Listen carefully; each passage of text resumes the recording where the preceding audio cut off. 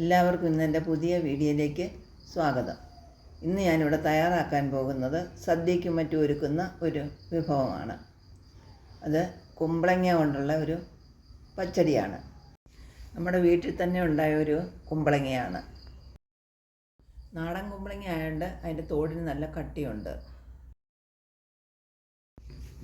ഇതിൻ്റെ തോലെല്ലാം ഞാൻ ചെത്തിയെടുത്തു. ഇനി അത് മുറിച്ചെടുക്കുകയാണ്. ഇതിനി കനം കുറച്ചായിട്ട് അരിഞ്ഞെടുക്കണം. അങ്ങനെ അരിഞ്ഞാണ് നമ്മൾ പച്ചടി തയ്യാറാക്കാൻ എടുക്കുന്നത്. ഇത് കൊച്ചായിട്ട് അരിഞ്ഞതിന് ശേഷം നല്ലപോലെ കഴുകി വൃത്തിയാക്കി എടുത്തതിന് ശേഷം ഒരു മൺചട്ടിക്കകത്ത് കുറച്ച് വെള്ളം ഒഴിച്ച് കുമ്പളങ്ങയിട്ട് അത് 2 പച്ചമുളകും കുറച്ച് കരിയാപ്പിലയിട്ട് ആവി വരുത്തി വേവിക്കണം. ഞാനിതൊരു മൺചട്ടിയിലാണ് തയ്യാറാക്കുന്നത്. ഇങ്ങനെയൊക്കെയുള്ള വിഭവങ്ങൾ മൺചട്ടിയിൽ വെച്ചാൽ അതിനൊരു പ്രത്യേക സ്വാദും ഗുണവും കിട്ടും.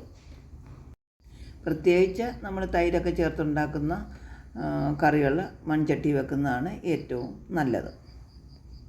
ഇനി നമുക്കിതൊന്ന് അടച്ചു വെച്ച് വേവിച്ചെടുക്കാം. ഈ കഷ്ണങ്ങൾ വെന്ത് കിട്ടുന്നതിന് 10-15 മിനിറ്റെങ്കിലും വേണ്ടി വരും. ഇതിപ്പം നല്ലതുപോലെ വെന്തിട്ടില്ല.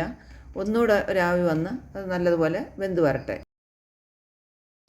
ഇനി നമുക്ക് ഇതിൻ്റെ അരപ്പ് തയ്യാറാക്കാം. അതിനുവേണ്ടി ഒരു മുറി തേങ്ങയും അതിനകത്ത് 1/2 ടീസ്പൂൺ ജീരകവും 10-15 കഷ്ണം ചെറിയ ഉള്ളിയും ചേർത്ത് നല്ലതുപോലെ നല്ല വെണ്ണ പോലെ അരച്ചെടുക്കണം.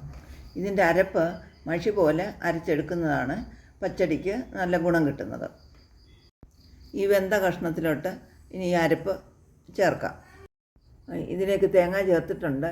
ആ തേങ്ങയ്ക്ക് ഒരു ആവി വരുന്നതിന് വേണ്ടി ഒരു 2 മിനിറ്റ് അതൊന്ന് ആവി കൊള്ളിച്ചാൽ മതി.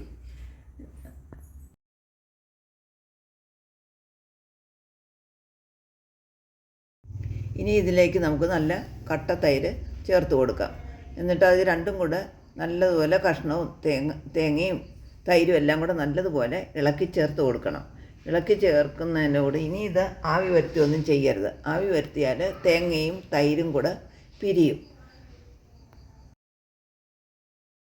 ഇനി ഇതിൻ്റെ കൂടെ ഒരു ശകലം ഉപ്പും കൂടെ നമുക്ക് ചേർത്തൊന്ന് ഇളക്കി കൊടുക്കാം. അങ്ങനെ നമ്മുടെ പച്ചടി റെഡി ആയിട്ടുണ്ട്. ഇനി നമുക്കിതിലോട്ട് കടുക് വറുത്തിടാം. അതിനായിട്ട് ഒരു ചീനച്ചട്ടി വെച്ച് അതിൻ്റെ ആവശ്യത്തിന് എണ്ണയൊഴിച്ച് എണ്ണ നല്ലപോലെ ചൂടായി വരുമ്പോൾ കുറച്ച് ഏറെ കടുക് ഇട്ട് കരിവേപ്പില ഇട്ട് വറ്റൽമുളകും ഇട്ട് വറുത്ത് കോരി ചേർക്കാം.